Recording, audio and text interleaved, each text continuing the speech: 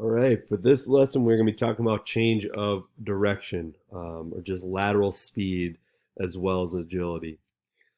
So first thing I want to talk about is the difference between change of direction and agility. So as we see here, change of direction, agility. It's very similar to one another, but there is a notable difference. So change of direction is the skills and abilities needed to explosively change movement, direction, velocity, speeds, modes, whatever it may be. Agility is all that, so skills, abilities needed to change direction, velocity, or mode in response to a stimulus. So now we're taking those abilities or those skills that we've created with our change of direction drills, but now we're going to be doing our agility drills in response to a stimulus. So a good way of putting that is change of direction drills are things that are actually planned out. You know where the movement's going to happen and when, versus agility, you don't know what that movement's going to look like, when it's going to happen, and so on, because you're responding to a stimulus.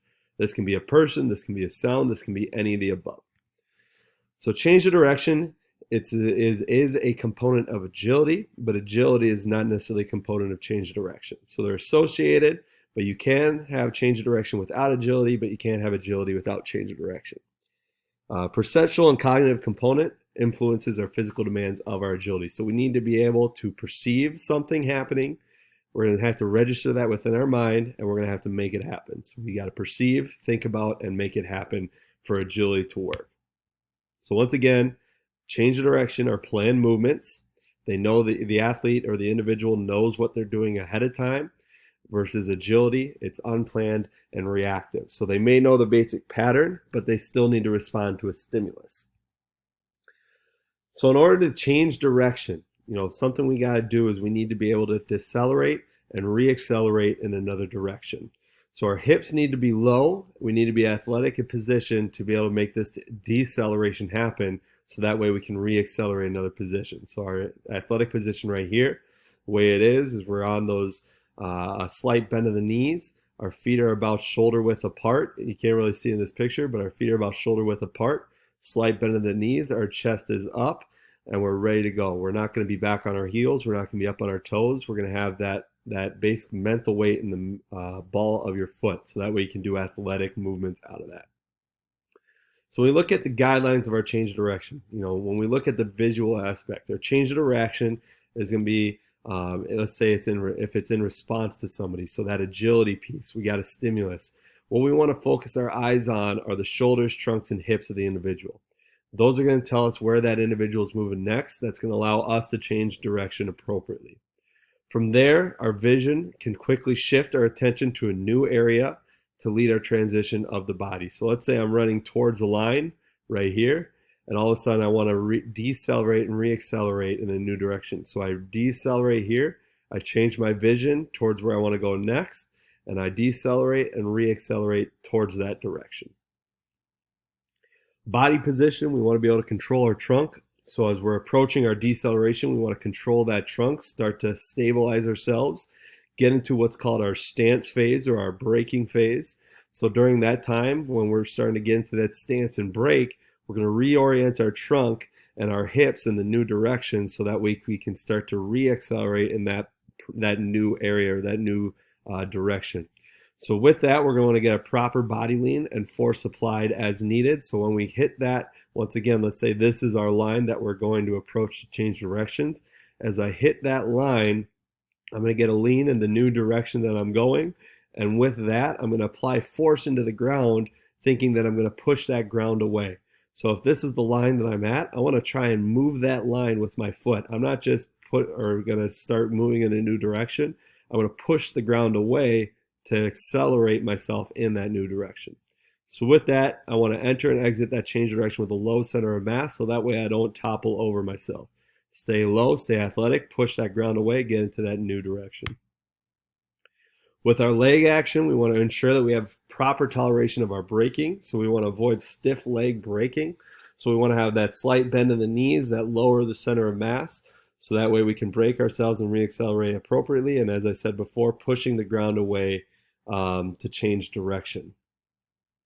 And then arm action. We talked about that in the speed video, but we want to have powerful arm action that can facilitate our leg drive. The speed of our arms often determines the speed of our legs.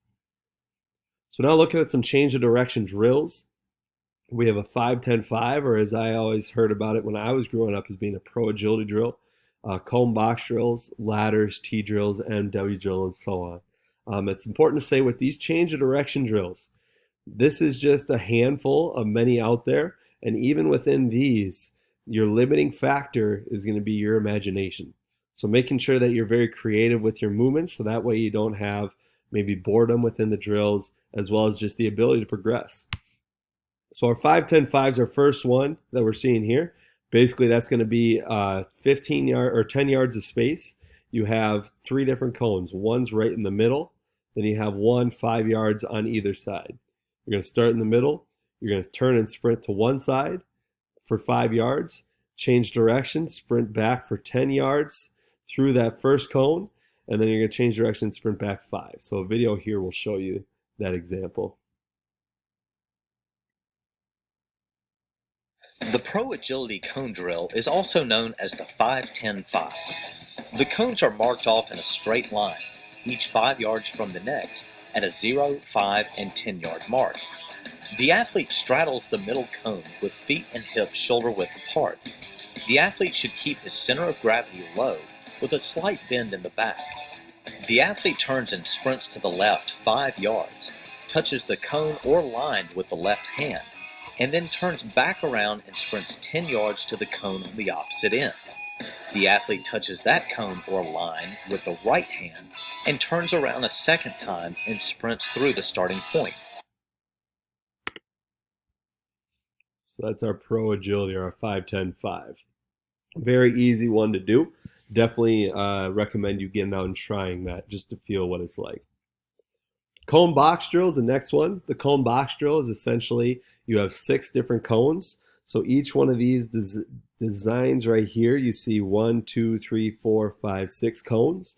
And from there, you just design patterns off those cones so that you can move through them. So this is an example of what I did this summer. I had the opportunity to work for the University of Hawaii, working with their football and basketball teams. And for our football team, the last conditioning session or speed session that we had before the season started, we actually got to work out on Waikiki. So this is an example of the sheet that I use for the design of the different drills that I would have the football players at the University of Hawaii doing on Waikiki. So for here, it can be as simple as sprinting forward. And I should say that each one of these cones is 5 yards apart, both vertically and horizontally. So for here, you sprint forward for 5, you shuffle across for 10, and backpedal for 10. From there, it can be just a sprint forward, shuffle, sprint, shuffle, and then a diagonal run. You can make it more of an M. So from here, I'm sprinting forward, tight around the cone. I'm sprinting the whole way, forming an M. Or I can sprint up, backpedal, sprint, backpedal. Basically, once again, the whole kind of limiting factor of these different drills is going to be more or less your imagination. You can also make them competitive, so you have an athlete on both sides of the cone. You can have them sprint up, shuffle across, and backpedal down so that you have a winner through the end of that. The biggest thing, or my advice to you in regards to that, though, is never have them sprint at each other. So always have them go away. So if I start in the middle, we shuffle across away, sprint up, backpedal, same thing on this side. Because if we ever sprint towards each other, we have a risk of running into one another. Ladder drills, I'm sure many of us have seen them or have heard of them. Basically just like quick feet agility in a sense. Agility is not the right term. It's just helping with change of direction. Oftentimes we hear about them being agility, but there's not much of a stimulus to respond to because they're typically predetermined. So once again, these can be limited by your imagination. Here's a series that we would see for them. One of the great challenges in this world is knowing enough about a subject to think you're right.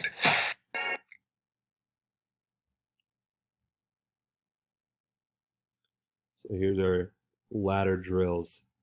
So we work change of direction, going side to side, as well as just lateral speed and agility. Helping with that, there's a little bit of lateral speed helping us with being able to put that force on the ground and so on. So once again, limiting factors is going to be more or less creativity. So he's got a cross behind here, just a little skier right there, and so on. let you finish this video, just giving you ideas. There he's learning how to put force on the ground. We can even do upper body plyometrics, but you're making sure once again that you want to progress, because that last one looks pretty dang hard. All right, so that's our ladders. T-drill, we won't watch the video on this. It's pretty simple. You start at the beginning, so this is cone A. You have B, C, and D. You sprint up for 10 yards to cone B, touch the cone, shuffle across for 5, touch cone C, shuffle across for 10, touch cone D, shuffle back for 5, touch cone B, and back pedal through. You can also make this just a turn and sprint up 10, sprint 5, sprint 10, sprint 5, sprint 10. So that's just a T-drill. M-drill is very similar. You start right here. In this cone, you have the cone is going to be 10 yards apart, 5 yards apart here, 5 yards apart there, 10 yards down. The top two are also 10 yards apart from each other. You can sprint up and sprint all the way through with each one, or you can sprint, back pedal. You could also finish with a sprint. So maybe you have another cone right here. You perform your drill, and then you sprint through to finish. So with our hands-on piece, you have that warm-up once again. You can go into a lateral A march, A skip. So that's that A march and A skip that we talked about in our linear speed.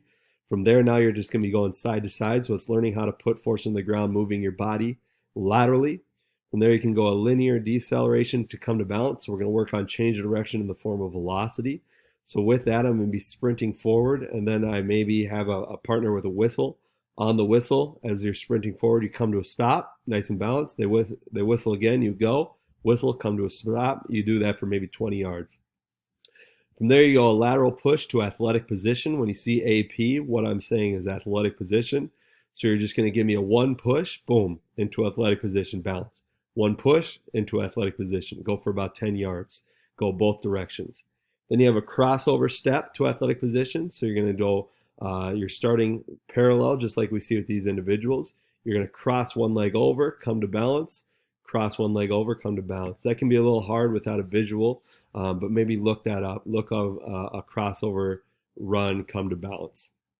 Then you can have a two push to return. So I'm going to push, push, one back, push, push, one back. Then you have the same thing with a crossover step return, and then you can do a 5-10-5. So give those a try.